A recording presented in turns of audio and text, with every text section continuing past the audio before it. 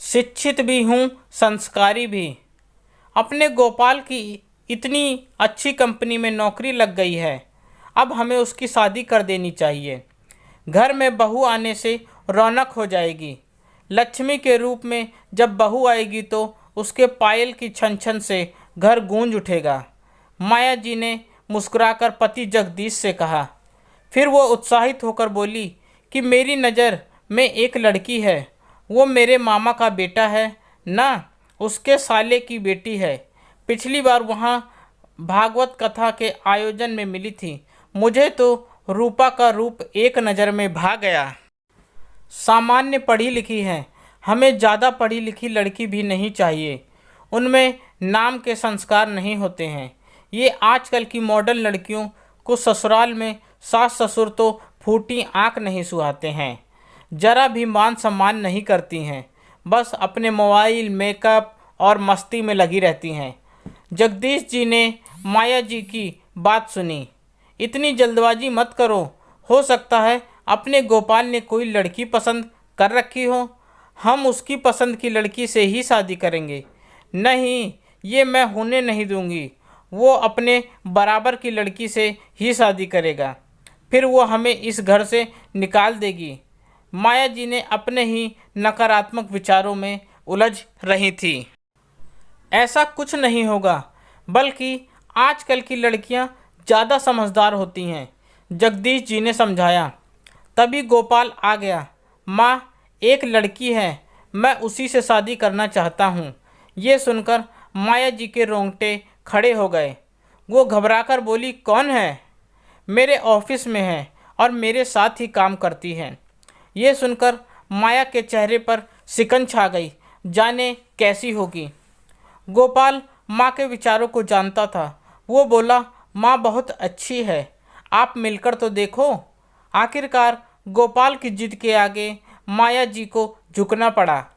सुंदर रूप वाली सोनिया बहू बनकर घर पर आ गई। सोनिया उच्च शिक्षित और नौकरी पेशा थी।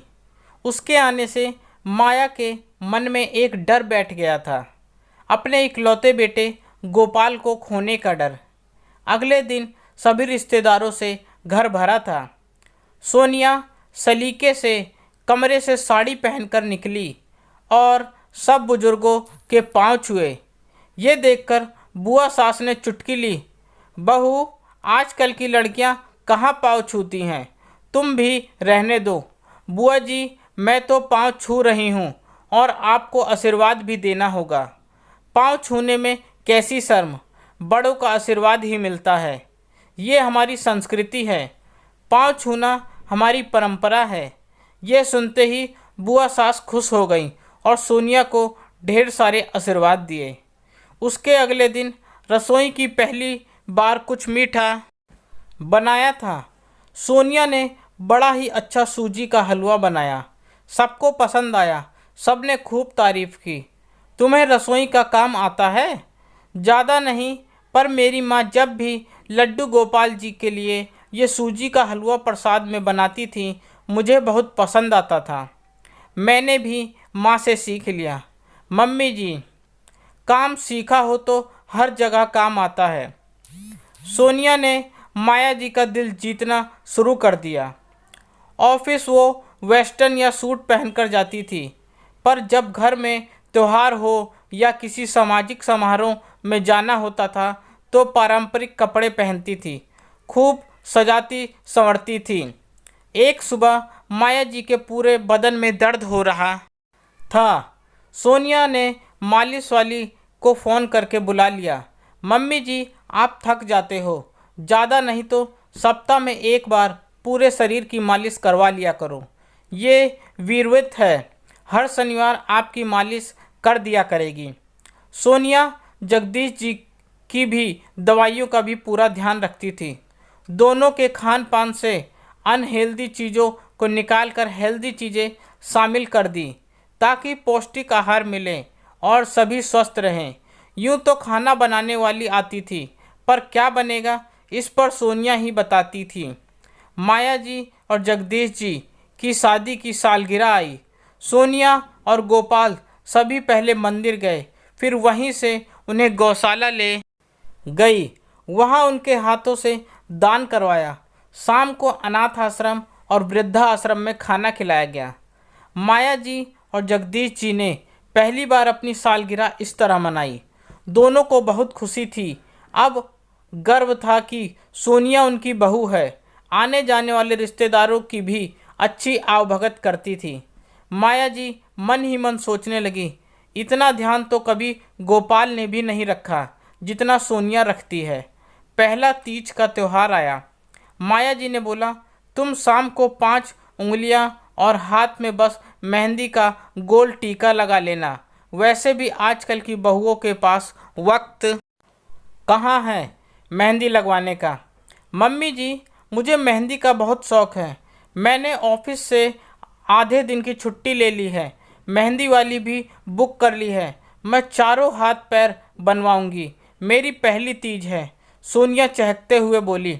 और हाँ, मेरे लिए वो सबसे भारी वाली चांदी की पाजेब लाकर से मंगवा देना। मुझे पायल की छन छन बहुत पसंद है। ऑफिस जाने के कारण कुछ पहन नहीं पाती, पर 2 दिन घर में तो पहन लूँगी।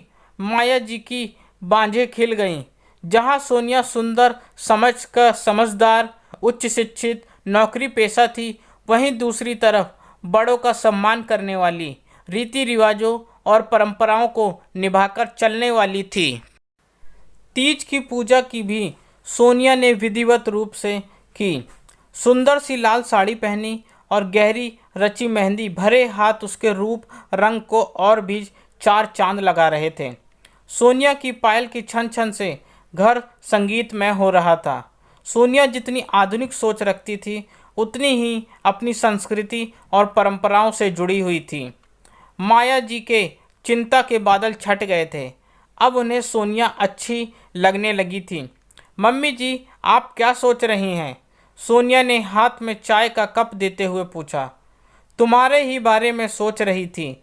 मैं गोपाल से तुम्हारी शादी के खिलाफ थी। मुझे लगा ज़्यादा पढ़ी लिखी लड़कियां अच्छी नहीं होती हैं, वो घर तोड़ देती हैं, परंपराओं को दकिया अनुसूची करार देती हैं। ये सुनकर सोनिया बोली, मम्मी जी, मैं शिक्षित भी हूँ और संस्कारी भी। पापा ने उच्च शिक्षित बनाने में कोई कसर नहीं छोड़ी और मम्मी ने हर तरह के संस्कार दिए हैं। बड़ों की इज्जत करना, उनका ध्यान रखना मैंने मम्मी से सीखा है। वो मेरी दादी जी और दादाजी का बहुत ख्याल रखती थी। हम भी बचपन से सबकी परवाह करें ऐसे संस्कारों के बीज बोए हैं। शिक्षित होने का ये मतलब नहीं है हम सामान्य नैतिकता भूल जाएं। हमारी शिक्षा, हमारी जीविका एक तरफ है और हमारी परंपराएं, हमारे रीति रिवाज एक तरफ हैं। शिक्षित होकर मैं आत्मनिर्भर हूँ। मुझे अपने पैरों पर खड़ा होना संतुष्टि प्रदान करता है।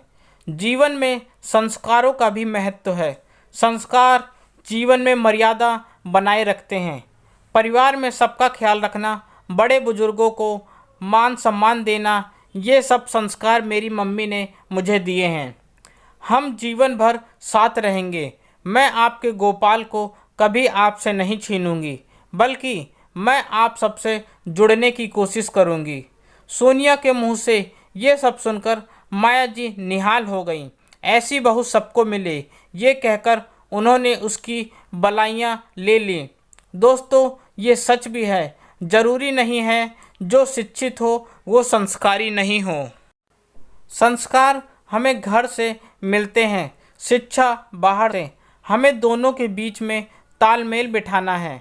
बच्चों को भी अपनी सभ्यता, संस्कृति, परंपराओं के बारे में सिखाना चाहिए। आजकल के शिक्षित लोग अपनी ही संस्कृति का माहौल बनाते हैं। किताबी ज्ञान के साथ व्यवहारिक ज्ञान भी देना जरूरी है। हमें अपनी संस्कृति और परंपराओं पर गर्व होना चाहिए।